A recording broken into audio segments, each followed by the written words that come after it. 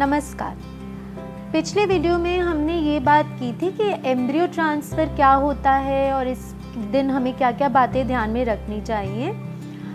मेरा नाम डॉक्टर दीक्षा शर्मा है। मैं एक IVF और इनफर्टिलिटी की सुपर स्पेशलिस्ट हूँ और पुष्पांजलि हॉस्पिटल आगरा में कार्यरत हूँ। आज हम इस वीडियो में ये बात करेंगे कि IVF में एम्ब्रियो ट्रांसफ़र प्रोसेस के बाद हमें क्या क्या बातें ध्यान में रखनी चाहिए।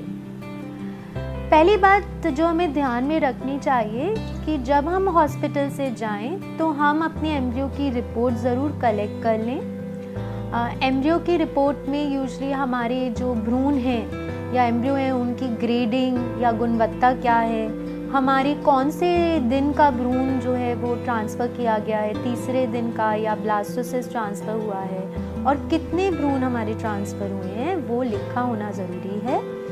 अच्छा क्लिनिक आपको एम्ब्रियोज़ की पिक्चर भी देगा, तो ये आप अपनी रिपोर्ट कलेक्ट करें डॉक्टर से, क्योंकि आप जैसे जानते हैं सब IVF 100% सफल नहीं होता है और अगर भगवान ना करे आपकी साइकिल सफल नहीं हुई तो ये रिपोर्ट हमें आपकी साइकिल को एनालाइज करने में कि भ्रूण की क्या क्वालिटी थी उसमें मदद करती है।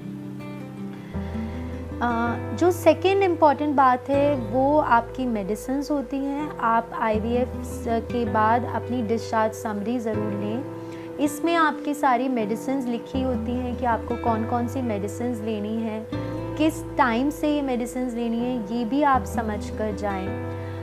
आपको इमरजेंसी मेडिसिन्स या इंजेक्शंस का पैक दिया जाता है, तो आप डॉक्टर से या जो बाकी स्टाफ है उनसे ये समझें कि अगर ब्लीडिंग हुई या स्पॉटिंग हुई तो ऐसे में आपको क्या करना है, कौन सी मेडिसिन्स लेनी है, कौन से फ़ोन नंबर पे आप कांटेक्ट कर सकते हैं और किस स्थिति में आपको हॉस्पिटल में वापस आना है। जो तीसरी इम्पॉर्टेंट बात है वो ये है कि मोस्ट मरीज़ों का हमसे ये सवाल होता है क्या IVF के बाद बेड रेस्ट करने की ज़रूरत है। तो ऐसा बिल्कुल नहीं है। Bed rest is not a must. हम अपना नॉर्मल साधारण दिनचर्या का काम सभी कर सकते हैं। ये ज़रूरी नहीं है कि हम IVF के बाद पूरे टाइम लेटे रहें या हमें कुछ बहुत ज़्यादा एक्स्ट्रा हेल्प की ज़रूरत है। तो कितना रेस्ट ज़रूरत होती है IVF में? यूजुअली मैं ये सलाह देती हूँ कि 3-4 दिन आप जितना आराम कर सकते हैं आप करिए। उसके बाद आप नॉर्मल खाना बना सकते हैं, घर में अपना नॉर्मल काम कर सकते हैं। अखड़ू बैठना या ऐसी एक्टिविटीज़ जैसे कि अगर घर में आप पूरा पोछा लगा रहे हैं या सारे घर के कपड़े धो रहे हैं तो वो हम आपको मना करते हैं। जो चौथी इम्पॉर्टेंट बात है, क्या हम ट्रैवल कर सकते हैं IVF के बाद?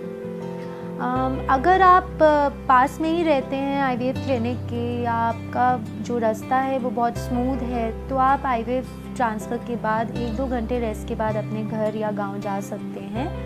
अगर आपका रास्ता बहुत दूर है, आपको 8-10 आवर्स ट्रैवल करना पड़ा है या बहुत ज़्यादा धचके वाला रास्ता है तो हम ये सलाह देते हैं कि आप एक दिन आगरा में ही रुकें और अगले दिन आप अपने गांव या सिटी के लिए ट्रैवल करें।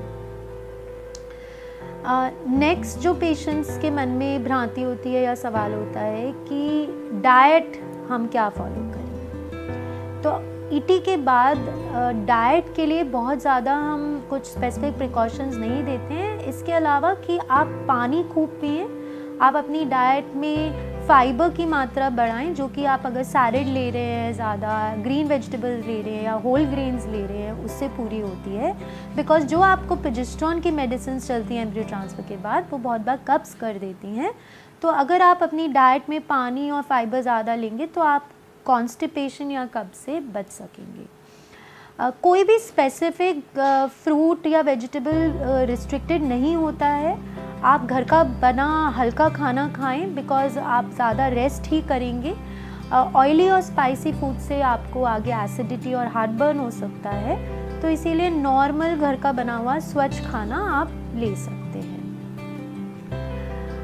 अगली इम्पॉर्टेंट बात यह है कि आप IVF एम्ब्रियो ट्रांसफ़र के बाद इन्फेक्शन से बचें। अगर घर में किसी को कोई इन्फेक्शन है, कोल्ड है या बुखार आ रहा है तो उनसे थोड़ी दूरी बना के रखें। यूरिन इन्फेक्शन भी एम्ब्रियो ट्रांसफ़र के बाद, क्योंकि आपको यूरिन होल्ड करना होता है तो कॉमन होता है, इसलिए एम्ब्रियो ट्रांसफ़र के बाद आप पूरी तरीके से यूरिन खाली कर दें 1 बार या 2 बार में, क्योंकि अगर यूरिन ब्लैडर थैली में बचा हुआ रहेगा तो यूरिन इन्फेक्शन का स्रोत होता है। ट्रैवलिंग के दौरान भी अगर आप दूर ट्रैवल कर रहे हैं तो हर 3-4 घंटे में यूरिन पास करें ताकि आपको इन्फेक्शन ना हो।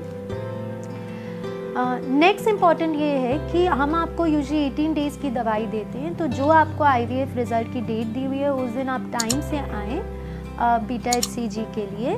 आप अपनी दवाइयाँ फिनिश होने से पहले अपना टेस्ट कर लें। ऐसा नहीं होना चाहिए कि दवाइयाँ ख़त्म हो जाएं और उसके कारण आपके IVF प्रोसेस में कोई प्रॉब्लम आए। नेक्स्ट इम्पॉर्टेंट बात है कि स्ट्रेस ना लें। IVF की सक्सेस के लिए आपका पॉजिटिव रहना भी उतना ही इम्पॉर्टेंट है।